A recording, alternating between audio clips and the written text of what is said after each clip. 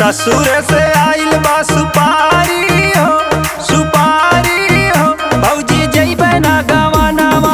ससुर से आइल बा सुपारी हो, सुपारी हो भौजी जइबे ना गवनवा।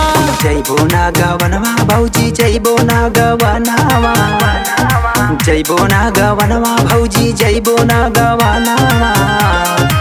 अबही उमरिया मोरी बारी हो, बारी हो भौजी जइबे ना गवनवा। अबही उमरिया मोरी बारी हो, बारी हो भौजी जइबे ना गवनवा।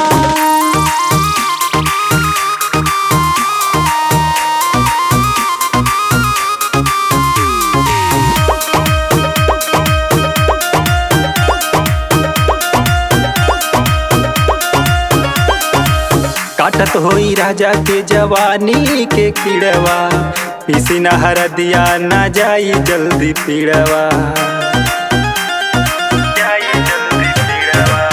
काटत होई राजा के जवानी के कीड़वा, पीसी न हरदिया न जाई जल्दी पीड़वा।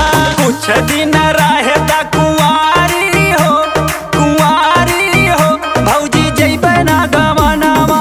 अबही उमरिया मोरी बारी हो, बारी हो भौजी जइबे ना गवनवा।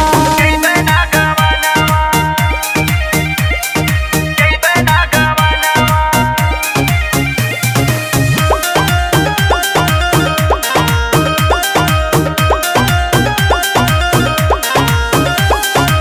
रोजे रोजे अम्मवा के चटनी पिसाई, पौले पे सजिया पे हमके खटाई,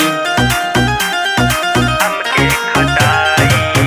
रोजे रोजे अम्मवा के चटनी पिसाई, पौले पे सजिया पे हमके खटाई। रविंदर बाड़े उ अनाड़ी हो, अनाड़ी हो भौजी जइबे ना गवनवा।